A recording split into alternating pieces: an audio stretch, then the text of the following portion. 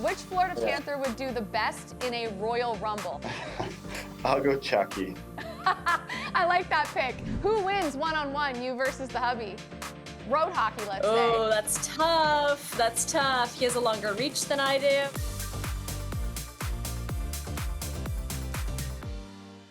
Hello, everybody, and welcome to another edition of the Jackie Redmond Show. I am so excited to be hanging out with you once again this week, and we have got quite the show in store. We're going to catch up with Florida Panther Carter Verhaeghe, who is having himself another stud-like season for the Cats.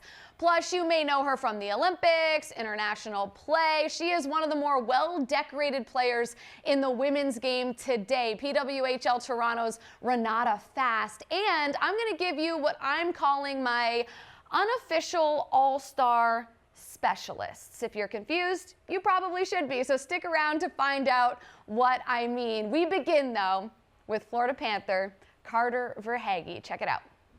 Career high 42 goals last year, more than halfway to hitting that 40-goal mark again this year. Carter Verhaeghe, I imagine you're feeling pretty good about your personal game at the moment. Thanks for doing the show. Yeah, thanks for having me on. I mean, yeah, things are going pretty well. And I mean, for our team, too, we're definitely in a better position than we were the last year going into this point. Yeah, on the whole, you guys have looked so good. I mean, you had that 9-game winning streak about a week ago. You guys were on fuego then. I mean, last year, I think I still owe Shane O'Brien a bottle of Camus for saying that you guys were cooked at the halfway point. So joke was on me last year, but you guys look solid all season this year so far. We are in the middle of NFL playoffs. I understand you're a football fan. I know that you played hockey in KC, but you're a Canadian. I'm just curious where your football fandom lies. Like, are you a Bills or a Lions fan, or are you a Chiefs fan? Give us the deets. Yeah, I'm definitely a Bills fan. I grew up in pretty close to Buffalo, actually, and I went to a couple of games when I was living around that area, and yeah, I'm a Bills Mafia guy. Okay, so how do you feel? Because they're playing the Chiefs this weekend. How do you feel about the matchup? I don't know if you're playing the day that they are playing, but how will you watch the game? Like, what's the plan? Yeah, that's it's going to be a good matchup. Anytime those two teams, they're both really good teams, and anytime they play each other, it's always a fun one. And yeah, I actually haven't really checked the schedule right now. Our schedule is kind of every other day, and it's kind of a bit of a blur for me right now, but hopefully I get some time off that day, and I can definitely catch that one.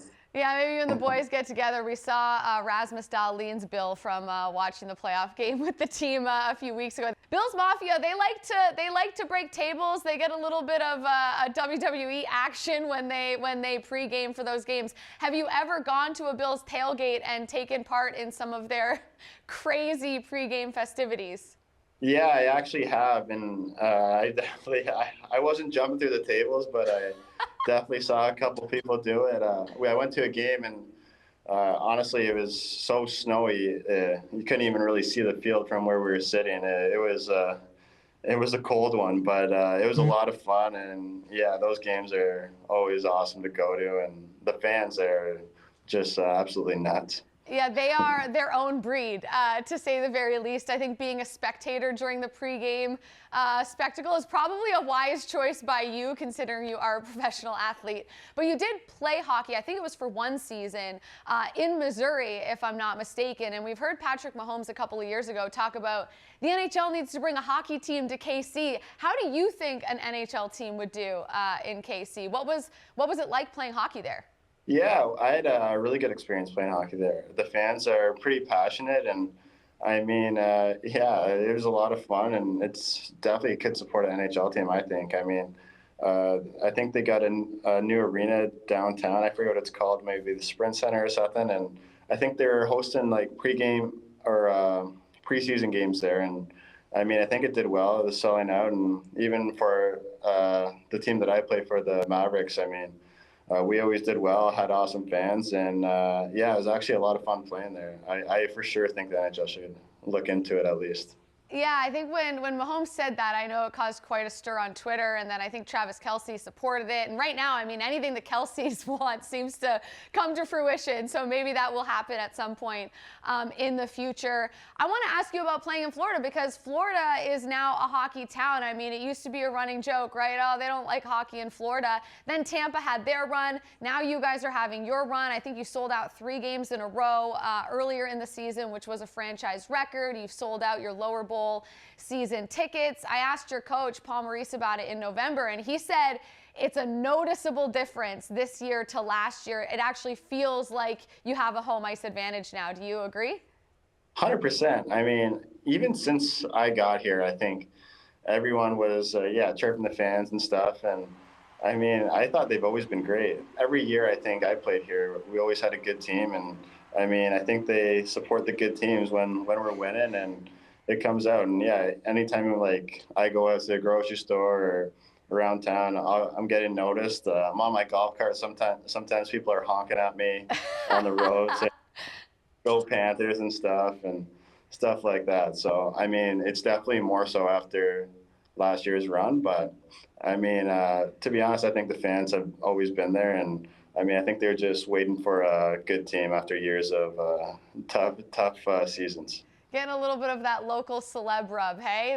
The autograph is perfected. The selfie pose, I'm sure, is getting a lot of practice. I did want to ask you one more question about your head coach, because last year, after you guys lost in the Cup final, Paul Maurice had what was my favorite quote of the entire postseason. He said, you know, as you get older, you get cynical, but those guys in there, meaning you guys, the players, the way they treat each other has completely destroyed any cynicism that I had about professional sports. I mean, he was genuinely so proud of you guys. Why has he been the perfect coach for this Florida Panthers team? Yeah, I mean, I think he brings so many different elements to our team, and I think he's been around forever, and he's probably coached more years than I've been alive in the NHL, which is pretty crazy. He knows how to run a team. I mean, he knows when to push us, when to let us go a little bit. I mean, he knows how to run a bench. I mean, yeah, and he kind of knew what we needed when he came in, and I mean, he stuck with it. Even last year when things weren't going so well at the start, we kind of just stuck with his kind of system, and obviously it paid off last year with how well we did in the playoffs, and coming into this year too. It's really demanding, but it's really rewarding, because when everyone buys in, I mean, it's so rewarding. He's become a quote machine as well. I feel like he's so comfortable now as a coach in the league. He's so good with the media. He's got like one-liners are just ready to go. Sometimes I'm nervous to interview him, actually, because I think he'll say something or make a joke, and I'm not quick enough to keep up. You know what I mean? So I get like a little bit nervous every time I have to interview him, but he's the best. All-Star Weekend, couple weeks away. I wanted to have some fun with you and give out some All-Star awards to your Florida Panthers teammates. So if you're cool with it, I'll tell you what the award is, and then you can tell me who would get it. Cool? All right, let's do it. Okay. Yeah. If you were giving out an All-Star award for pulling pranks, who on the Florida Panthers would win that award? Brandon Montour. Brandon Guaranteed. Montour. The big prankster. And he won't even admit it. I mean, it'll be years. Guys still don't know who did it. He's pretty good. He flies under the radar, and everyone kind of knows it's him, but he'll never admit it. Yeah. You know what? I respect the commitment to the secrecy of the prank. Like, if you're keeping that inside for years, I mean, that's kind of what legends are made of, I think. Oh, all right, yeah. Right? Okay, like, I would have to just tell him right away. I would feel bad right away and have to tell him. If you have a guilty conscience, you'd be like, all right, it was me. Like, I hid your shoes or whatever, and now you're shoeless at the airport. All right, All-Star Award for locker room speeches, or just like getting the boys fired up in the room. I would say probably Lombo, the Lamborghini. I mean, he's always the most positive guy. I mean, anytime you come back to the bench and you're a little upset or something, he's just telling you, oh, you're going to score a goal or something like that. It tells you how great of a player you are. And he's always there to pump everyone up. And just a really good teammate. All right, sounds like a good hype man. One more for you. Yeah. Who would be the all-star Florida Panther for being late, like never on time? Oh, that's a tough one.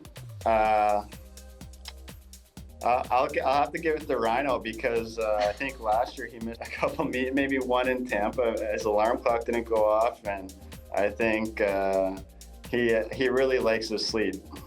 Okay, listen, I empathize Working with on. that. I have to set like 5 alarms to make sure that I get up if I have something super important in the morning. Okay, we got a couple more rapid fire questions and then we're gonna let you go, okay? So these ones we can just snap them real quick. So number one, Okay. what is Carter Verhaeghe's go-to coffee order? Just milk. Just, Black simple. coffee and milk. Black coffee, a Yeah. little splash of milk. I gotcha. Which Florida Yeah. Panther would do the best in a Royal Rumble, WWE style? I'll go Chucky. I like that pick. If you could have a cameo on any TV show, past or present, what show would it be? A cameo? Like Yeah. Like an appearance on a show. So you would have like a cameo on like Entourage or something. You'd be in a scene. I want to be on Yellowstone. Oh, that's a good, okay. Do you have a cowboy hat ready to go? Yeah, I'd have to get a cowboy hat and hang out on the Dutton Ranch. Yeah, maybe get some horse riding lessons before you go. Yeah. Most famous person you've ever met through hockey? I think I met Michael Jordan actually this summer at a concert. It was at our arena, so they let me say hi to him. Okay, you said that so nonchalant. You're just like, oh, I guess I Yeah. met Michael Jordan. Just I didn't even know what to fast. say to him. Yeah. Wait, really? Do you remember what you said, or were you just like, hey, nice to meet you, and like that was it? I was just, hey, nice to meet you. And then Yeah. that was pretty much, I mean, yeah. Tell me you got a photo though. No, I was actually pretty nervous. I actually didn't even ask for a photo. I wasn't even thinking about that. I was kind of starstruck. Oh my gosh, that's one you're gonna remember Yeah. forever because it's Yeah, MJ. everyone But after was telling me that. you're gonna be Yeah. like to your grandkids, you're gonna be like, no, I did. I met Michael Jordan. I just don't have photographic evidence. Carter, thank you for being a good sport, man. I really appreciate it. Best of luck the rest of the way. You guys look so good. You are the Cats, but wasn't it you guys in the playoffs that had that dog in them? Was that you guys that had that sort of rally cry? The bone. Yeah. That was us. That's it. All right. Thank you so much for the time. Best of luck the rest of the way. Thanks, Jackie. I appreciate it. In 2 weeks, the NHL takes over Toronto for All-Star Weekend, where the best of the best will get together and have some fun. But listen, some people are a jack of all trades, while others are a master of one. And oftentimes, that one thing is something that doesn't exactly show up on the score sheet, but it doesn't make it any less important. Hockey needs its checkers, its face-off guys, its players who go into the corners, elbows up, and come out with the puck. You know what I'm saying? They're specialists. And a lot of times, it's those players that work their way to becoming fan favorites. So with that, here are my officially unofficial all-star specialists. Let's start with puck battles. Who doesn't love a player that battles on the boards or in the corner and always seems to come out with the puck? I mean, these are the studs that help you win when the game gets harder. And this year, no forward has won more puck battles than Sean Couturier. He's got 167 at the time of this recording. And let me tell you, Coots is back, and a major reason the Flyers are relevant again. But that's not news to anyone in Philly. And while we're on the topic of comeback players, y'all know I love a defenseman that shuts it down, which brings us to D-zone denials. This is one of my favorite advanced stats because it tracks who's stepping up and stopping the opposition from entering the zone. These are the guys who break up plays at the blue line and lock it down. Leading all defensemen in D-zone denials this year is one Colton Parayko. Yes, the same Parayko who helped the St. Louis Blues win a Stanley Cup in 2019. After a brutal back injury, he too appears to be back. And for what it's worth, Parayko is also first in puck battles won for D-men. Okay, next up, we're talking penalties. Drawing them, not taking them. This isn't fantasy. You don't get points for PIMs. If you draw a lot of penalties, though, you're probably one of two things. You're either so good, the only chance a defender has at stopping you is by breaking a rule, aka Connor McDavid, or you're such a pest that you just simply annoy the opposition into taking a penalty against you. Someone like, Brad Marchand. So here's how it breaks down this season. Brady Tkachuk has drawn the most penalties in the NHL, but he's also taken quite a few. You might want to work on that.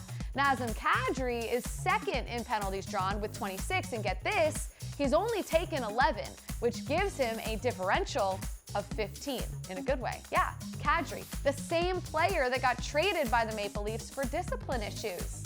Not anymore. Guess he's evolved. And in our final All-Star Specialist category, we love a blocked shot artist in this house. The dudes who sacrifice themselves all season long for the love of the game. And leading that category this season, no surprise, it's Jacob Trouba. I know, he's a polarizing figure. People don't like this guy outside of New York, but you can't deny he makes a pretty big and solid impact in more ways than one. All right, those are my all-star specialists halfway through this season, but I want to know who you guys are loving. Give me your specialists. Who's somebody that is dominating a certain aspect of the game that maybe isn't getting a ton of love? Drop it in the comments. Let me know. I want to hear you.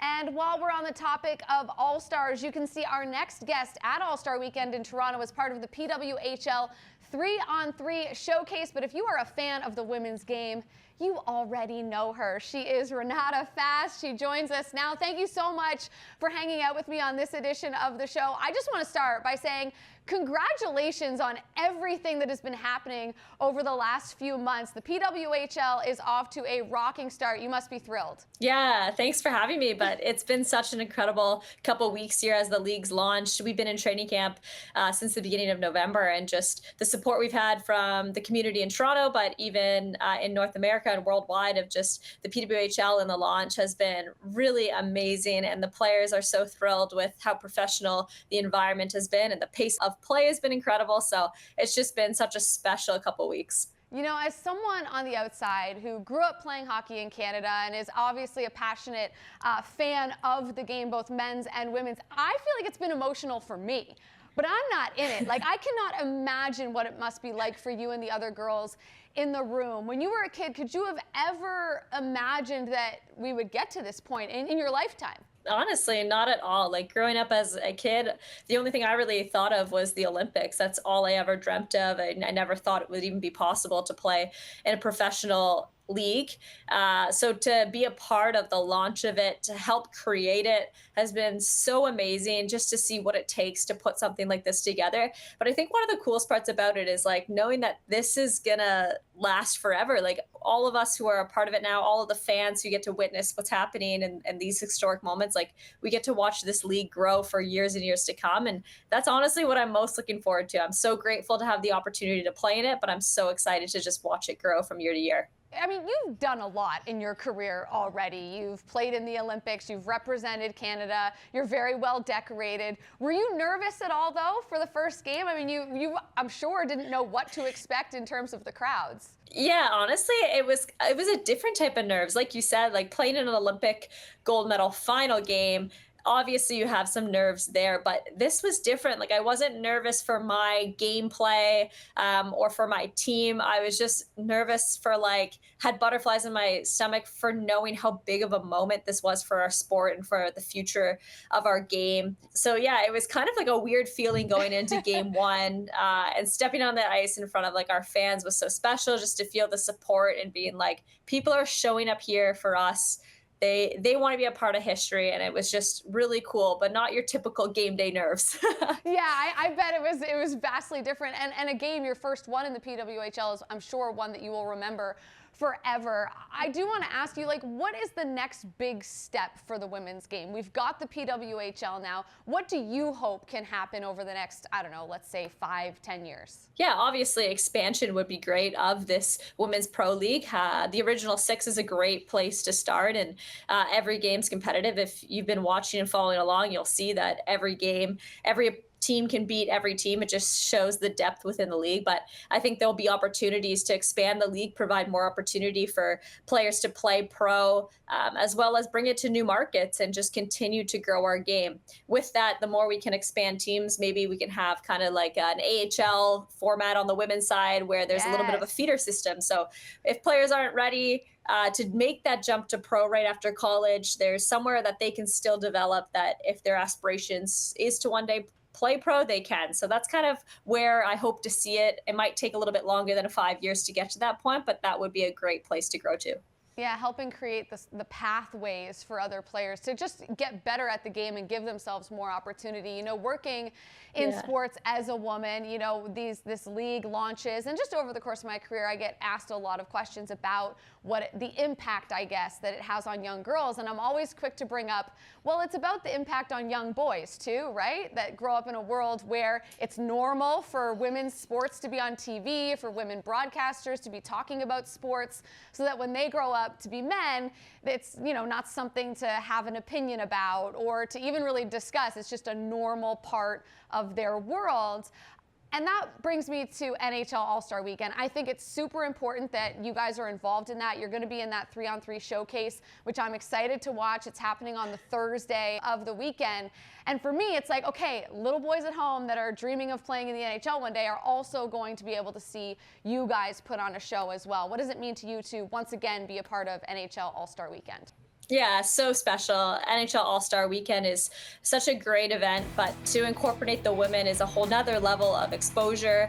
And like you mentioned, like it's equally as important, not just for the young girls. We talk about the young girls all the time, but it's for the young boys. It's for people of all ages who might not be exposed to the women's game. This platform to have a 3-on-3 event incorporated into NHL All-Star is you're going to get fans who maybe haven't been exposed to the women's game, that it's going to be right there for them to see it. So it's a huge honor to be a part of the weekend. I've been a part of it in the past, and it's such a great opportunity to meet a ton of people, to get out in the community. So I'm really looking forward to it. It's going to be fun. The NHL always does an incredible job of including us, incorporating us, and making it a really special weekend for us and a great showcase for fans. You mentioned being a part of NHL All-Star Weekend in the past. What was the feedback like from the male players that were at that All-Star Weekend? And have you heard anything from some of the guys that are going to be in Toronto the same weekend as you? Yeah, the support from the guys. St. Louis was the last time we had the 3-on-3 game for the women's, and the guys were super supportive. We got to kind of pass them. We were in the same hallways of them in the change rooms and the locker rooms, and they were really supportive of our game. It was pretty cool to share the ice with them, just to interact with them, get to know them a little bit. And I know it'll be the same case here in Toronto. It's a great opportunity for us to kind of interact with the guys at that level. I want to get to know you a little bit as well. Obviously, we know what your resume says, but what drew Renata Fast to the game? Like, what was it that, you know, inspired you to play, that made you want to go to the Olympics? Like, what is the root of your love of the game? Honestly, I have such a different path from a lot of my teammates. I come from a family who I'm the youngest of 4 kids, but none of my siblings played hockey, and my parents didn't play hockey. No one in my family really, you know, knew much about hockey, but there was a young girl the same age as me when I was about 7 years old who moved in 5 houses down the street from me, and she was always outside playing road hockey with her dad and her brother. And I would always pass by and be so intrigued at what they were doing. And I became friends with her. She was the same age as me. We became best friends at such a young age. And I was like, I want to do what she does. So my mom was like, we don't know anything about hockey. We're going to send you with their family to go get you a set of equipment. So they handed the credit card to my best friend's dad, and he got me suited up for hockey. And that's where it all started. But it really just started because I wanted to be with my friends. And that's really been the base of me loving the game of hockey all along is just the people I get to interact with on a daily basis. Getting to interact at a young age with someone like Becky Keller, who at the time was an Olympian, that's what kind of inspired me to dream for the Olympics or even know that was an option. So a little bit of a different path, but I feel like I'm always drawn back to the people in the sport that make me love it every day.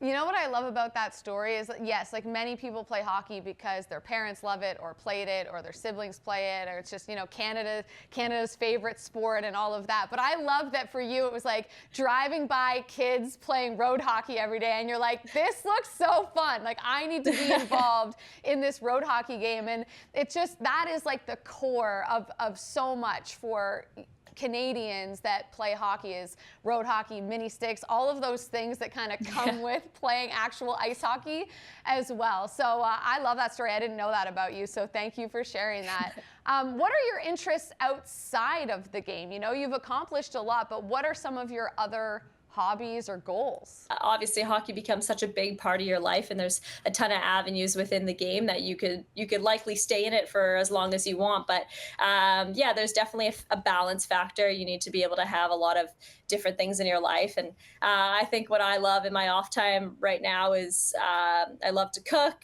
I love to bake. And that's what I do a lot of the time in my off time, being outside, outdoors, exploring. So just finding balance with hockey at the same time. And there's obviously, I know, avenues within the game that will always be open for the day that maybe I stop playing hockey, but can still be involved. Well, you're a very good speaker, so if you ever wanted to get involved in broadcasting, I think you might have a career path there when you're done playing, to say the very least. But I love that you're sharing your hobbies. You like to cook, you like to bake. Baking is so much harder than cooking. Like, I try to bake, and it is disastrous. So if you could give me one tip for baking, what would it be? Because I am a lost cause. You got to follow the recipe. That's what it is. Cooking, you can be a little bit more creative, throw whatever you want in there, but baking, you have to stay the course. All right, fair enough. You know what? That is my problem. I don't often listen to the directions. Like, a little more of this, a little more of that, it'll be fine. It's never fine, but that's not the point. I understand that at these PWHL games in Toronto, you do give tickets away for every game. Do you want to just tell us a little bit more about that initiative? Yeah, I'd love to.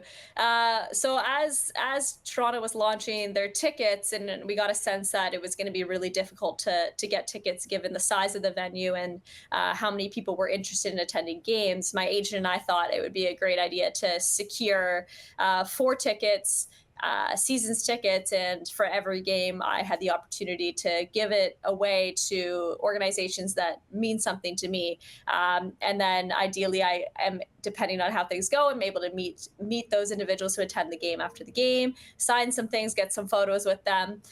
So it's been a great initiative so far, and we're looking to grow it. But we've worked with the first one was Black Girls Hockey Club, so there was 4 young players, and they came, and they wouldn't have had the ability to come to the game if it wasn't for the tickets, as every game is sold out. I know there's my minor hockey association. Yeah, it's great. I have like my minor hockey association that I played with in Burlington growing up. I'm hoping to give some tickets to them. And then we have like MLSC Launchpad here in Toronto. So we're just looking to get some organizations that, are sport focused to hopefully bring in some people who maybe haven't been exposed to the game, or the tickets are inaccessible, so they can attend, they can enjoy it, and really just make a really great night out of it. Well, it sounds like an incredible initiative. So thank you for using your platform already with the PWHL to give back and try to help grow the game in your own way. Now, I heard you say, you mentioned Burlington, you're an Ontario girl. I need to know, like, I'm a Leafs fan, I don't hide it. Did you grow up a Leafs fan, or what's your background in that area? Oh, definitely grew up a Leafs fan and still am today. Okay, so what do you think? What do you make of the team so far? We're halfway through the season. It hasn't been perfect. It never is for the Buds, but what do you think of the team?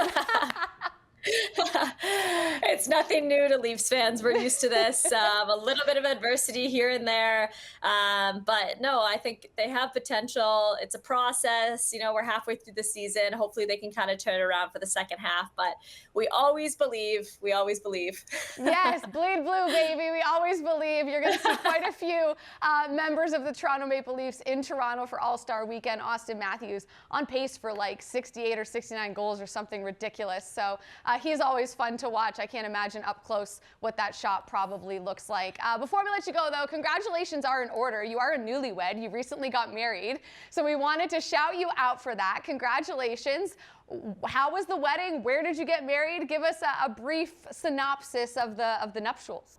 Thank you. Yeah, it was such an incredible day. It's been about 3 months that we've been married now, but we actually got married at my parents' house in their backyard. My brother, he owns an event rental company, so he was able to get the tenting and the rentals and do all the decor, so everything really stayed in-house in our family from the planning and the execution. But such a special day to just kind of share with all our family and friends. A lot of teammates were there. My husband also used to be a hockey player, so it was a lot of hockey players, but it was such a special day for us.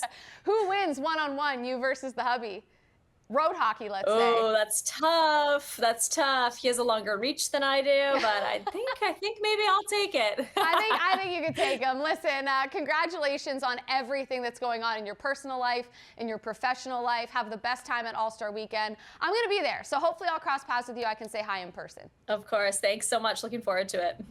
Thank you so much, Renata. I am so happy for you and everybody involved with the PWHL. It is off to such an amazing start. We also have to shout out Carter Verhaeghe, who made time not once, but twice this week, thanks to all of my travel problems to make that interview happen. We appreciate you. And apparently, watch out for Brandon Montour, because he'll prank you and you won't even know about it. I had so much fun this week. Thank you so much for watching. We are all out of time, but make sure you do all of the YouTube things, like, comment, subscribe, and definitely come back next week. See ya.